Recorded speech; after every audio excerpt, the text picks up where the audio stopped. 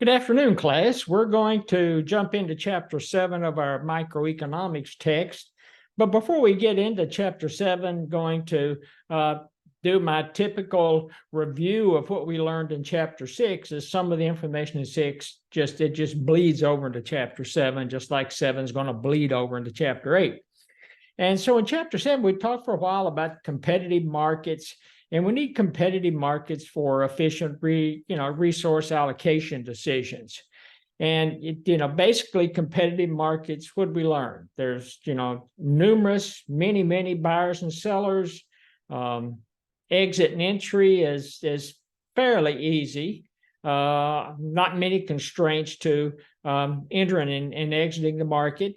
And no single buyer seller controls prices. Prices are flexible, and they're driven by your supply and demand model. You're driven by your downward sloping supply and your downward sloping demand, your upward sloping supply curves. And it continues to go back, and you're going to use it, especially in this chapter, kind of the three pillars of economic thought. And we've gone over them kind of ad nauseum, but I'm going to quickly run through them again. You're concerned about opportunity cost. We're concerned about self-interest, especially when we're looking at optimization. Maybe you're minimizing cost, you're maximizing revenues, maximizing overall profit. So self-interest just implies some level of optimization, between the buyers and sellers. And then lastly, you're talking about decisions at the margin. And that's what we're going to talk about as we kind of move into chapter 7 in a few minutes, talking about marginal utilities. Consumers, maximize utilities.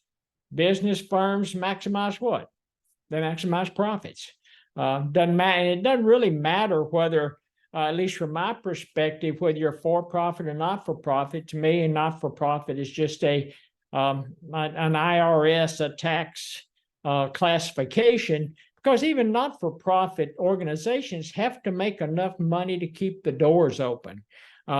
They may not call it profit, but they've got to have enough revenue or enough dollars coming in to offset the dollars that they're having to outlay for staff, and it goes back to your quote factors of production. You're talking about labor, you're talking about talking about natural resources, you're talking about capital equipment. Not-for-profits, are all, faced with the same decision-making process to a certain extent that a for-profit is. So, don't have individuals, just like when I went to work for my first not-for-profit organization, I had multiple individuals on my team say, well, it doesn't matter whether we make a profit or not, whether we make money, we're not-for-profit, we're going to stay in business. That's just, I'm not sure where, and when I asked them where they came up with that idea, they weren't sure. Somebody had told them that. So, and then we also talked about in the marketplace, as far as an allocation of resources, as far as an efficient allocation of resources, these scarce resources, you have to have a couple of things with respect to property rights. They have to be exclusive, and they have to be transferable. If I own a bushel of apples, I own an apple orchard, and I pick a bushel of apples, those have exclusive rights to those apples. Also, if I go to sell those apples to you, I have not only exclusive rights to them, but I can transfer those exclusive rights to you. And let's say I'm an orchard, I sell them to a wholesaler turns around and sells them to a retailer turns around and sells them to a consumer. You're talking about exclusive property rights. You're talking about transferable property rights. And that's what allocates and allows the market to be efficient, and the barter, and to some extent, I'll call it a barter economy, the economy in a free market to work. It's those property rights being exclusive and transferable. And again, it was John Locke that said, where there is no law, there is no freedom. And if you look at our society, especially here in the United States over the last year and a half, look at all of the lawlessness that's taking place in places like, Seattle, San Francisco, LA, Chicago, New York City, and where you have individuals coming in and they are stealing, they're taking assets from business owners And business owners are starting to close their doors. San Francisco, what Nordstrom has closed their doors in downtown San Francisco. Some of your other, huge department stores in other major cities are closing the doors and moving out. They just cannot offset the loss of assets or the loss of marketable goods that are being stolen and still make a profit. So there's no reason for them to stay in the market. And the market is starting to collapse in some of those major cities. And again, it goes back to John Locke and his comments about law and freedom. And then we talked about, for, I don't want to say at length, but for a fair amount of time, about the marginal decision rule. And that basically states if marginal benefits are greater than marginal cost, you do it or you continue to do it. Marginal benefits are less than marginal cost, you don't do it or you reduce your activity in a certain area. And if the marginal benefit equals your marginal cost, you are maximizing net benefits, both to yourself and to some extent to society at large. And where marginal benefit equals marginal cost, not only are you maximizing net benefits, but they're being maximized across consumers, across producers, and again, across society. And then we talked for a few minutes in chapter 6 about market failures. And market failures, we end up comparing private goods and we ended up comparing public goods. And you had the issue of a free rider in public goods where they get to take advantage of the good and not have to pay for it. And the private goods, you've got asymmetric information that I don't want to say drives a wedge between buyers and sellers, but does cause some significant issues, especially in healthcare. And there was an actual, down toward the end of that chapter, I think, there was a fairly decent discussion about the issues of asymmetric information in healthcare. And remember, to be a public good, it's non-excludable and the marginal cost is zero. So that kind of sets, or at least I hope it sets the stage, as we're going to jump into chapter 7. And we're going to talk about utility, and we've discussed utility and talked about it in the past in some of the first 6 chapters in your text, but it's basically the satisfaction or benefit derived from consuming a good or service. Basically, again, satisfaction somewhat equals utility. It's the foundation of the model of consumer choice. It's maximizing something that you really can't measure, because I can remember when I first heard the term of, utility and utils, and I'm thinking, what in the world is this economics professor talking about? How do you measure utility? How do you measure utils? And they talk about a couple of guys in the text. I think it was Jeremy Bentham and Francis Edgeworth. And this Jeremy Bentham, they both came up with concepts of how to, I guess, quantify utility. And Jeremy Bentham thought enough of himself that he willed his body or his mummy to one of the museums in London. And it's, I don't know, been there 100 years plus, and people have, can actually view this guy sitting, I guess, in a cage or in a glass enclosed booth. So he thought that much of himself.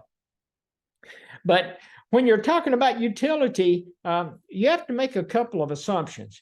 A, that a consumer can rank choices.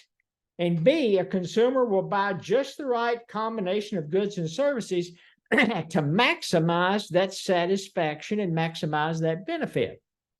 And if you think about it, you go to the grocery and you have a certain, so you go to the grocery, you get your cart, you go in the grocery store, and you got your grocery list in front of you, and you're going down through there. You may go to the fruits and vegetables and then the canned goods and back to the meat department and the dairy department. So you're kind of wheeling your grocery cart all through the grocery store, and you are looking at choices that you can make as a consumer based on your perception of the utility that you're going to receive, the satisfaction, in other words, that you're going to receive from consuming that good or service.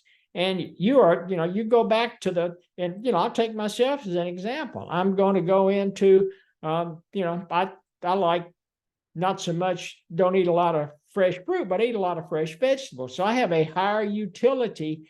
I value the utility from the vegetables I consume more so than the fruits that I consume. And then I go back to the meat department. I'm personally, I'm a beef eater. Probably may not be that healthy for me, but I prefer beef over chicken or turkey or pork or lamb or any other options. And but if I'm standing at the meat counter, I'm looking at the beef, you may be standing next to me and you may be looking at the chicken, and the individual, your classmate standing next to you may be looking at pork. We've all got our different utilities, and we go through the grocery, and when we get to the counter to check out, whether it's self-serve or you're going through the line, you're looking at the basket of goods and services you've purchased. And that's you pick those goods and services because you think that is the combination that's going to maximize your utility in the grocery store. Same thing if you go to Starbucks. You walk into Starbucks and you've got a certain budget and you've got money in your pocket and you're looking, okay, I can buy just a regular black coffee. I can get some kind of woo-woo coffee drink, or I can get an espresso, or I can get just hot tea. And you are in your mind calculating your satisfaction, your perception of your satisfaction and utility that you can receive from consuming one of those compared to the others. Same thing, you go into McDonald's. Same thing is, you get out of class, tomorrow afternoon, and you say, I've got, $20 in my pocket. I can go to the movie and I can have popcorn and something to drink, or I can go out, to dinner, and, and you're standing there trying to make that decision. And then in the back of your mind, you're also thinking, I could just stay home and study because I've got maybe a test the next day. But you typically, for the typical student, if you're thinking about utility, that is a lot lower on your utility curve than going to the movie, having some popcorn, especially if you can get that popcorn that's, it's like unlimited popcorn, and you have something to drink with it, or go out, maybe if you're in Nashville, maybe you go to Martin's Barbecue, or I don't know, I can't think of any of the other restaurants in town right offhand, but you're comparing your perception of that utility. And then the authors get in and they start talking about total utility. And the definition they have for that is the number of units of utility that a consumer gains from consuming a given quantity of a good and service or activity during a particular time period. You can look at total utility as utility for a day of the week, or you can look at your total utility for the week, or for the month, or for the quarter, or for the year. But you are looking at it over a certain time period. And the total utility curve is different than the marginal utility curve, and they start talking about it in the text. And also remember that when they start talking a lot about slope at this point. So, and remember, slope is what? Change in y divided by the change in x. It's rise over run. When I say the change in y, I'm talking about that information that is plotted on the vertical or the y-axis, and y is and x is what's plotted on the x-axis or the horizontal axis. And they're talking about rise over run. That's how you calculate slope. We've talked about that in the past. And when we're looking at the total utility curve versus the marginal utility curve, total utility increases at a decreasing rate.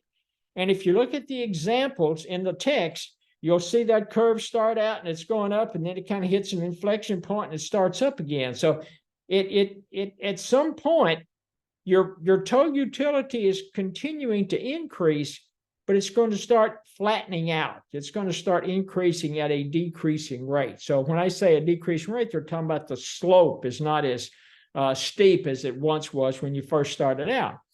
And usually an example that most economists provide is you've gone to the gym, and as you walk out of the gym, there's a machine that sells bottles of water, and it says, bottle of water is $1, and you're hot and tired, and you think, man, this is great. You grab that, drop your dollar in, you grab that first bottle, and you drink it, and boy, that was fantastic. It's quenched your thirst to a certain extent. You think, I could use another. And so you put another dollar in and get that bottle of water, and you drink it, and it doesn't go down hardly as easy, but you're still a little thirsty. And so you take out another dollar and you put it in, and you get about halfway through that bottle of water, and you think, I'm starting to get waterlogged at this point, but you've already paid your dollar for it, and you don't want to take it with you. So you manage to drink it. And so what it's talking about, increasing at a decreasing rate, the slope is fairly steep when you consume that first bottle of water. And then it starts to flatten out a little as you consume the second bottle of water, and it starts to flatten out a little more as you consume that third bottle of water. Your total utility or total satisfaction is still increasing, but it's not as significant as it was. So it's increasing at a decreasing rate. And what happens on such a total utility curve. Now, if you look at the marginal utility curve, it's the amount by which total utility rises with the consumption of an additional unit of a good, service, or activity, all other things unchanged, ceteris paribus. So again, as a good economist, you're invoking that ceteris paribus, and it says, all other things equal or all other things unchanged. So, and what really happens is the slope of the total utility curve actually measures the marginal utility. So you're getting the marginal utility. And if you look at the example in the text, they've got them plotted out together. The total utility curve's going up, and an increased rate, the marginal utility curve's going down. And they are showing the relationship in the text between total utility curve and the marginal utility curve. And the thing most people I guess seem to get lost in the whole concept, or at least it's not mentioned much in a lot of text, is all of this total utility and marginal utility is driven by what? Most humans, more is preferred to less. So that's one of the drivers that keeps the total utility and the marginal utility going. And what happens on the marginal utility, each successive unit brings less additional satisfaction. Think back to the water example. First bottle, fantastic. Second bottle, still pretty good. Third bottle, I'm starting to get waterlogged to the point that I don't think, even if they gave me that fourth bottle, I'm not sure I could handle that fourth bottle. And so what you're doing is the marginal utility curve slopes downward. The total utility curve slopes upward. So that's what happens, and it's typical for most goods or services. And so that shows you, and again, the text does a pretty good job of showing you the relationship between total utility and marginal utility, upward sloping, downward sloping. And then they tie, finally, before they kind of, I guess, close this piece out, they tie together the law of diminishing marginal utility. And the definition that they provide you is the tendency of marginal utility to decline beyond some level of consumption during a period. And so it is diminishing marginal utility. That's why that graph is downward sloping. It's driven by and if it wasn't, if you didn't have that diminishing marginal utility, and we'll go back to the water situation. You like to consume water. You may like to consume some kind of soda. You may like to consume a glass of milk. You may like a beer when you get home in the afternoon or get home at night. But if it wasn't for that diminishing marginal utility, you would have individuals just consuming one good or service. It would be a pretty mundane life from my perspective, but you would have an extraordinary consumption of a single good or service if it wasn't for that diminishing marginal utility.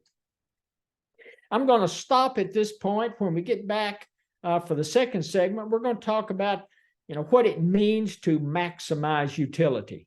Thanks everybody for joining, and I'll be back to speak with you in a few minutes. Thank you.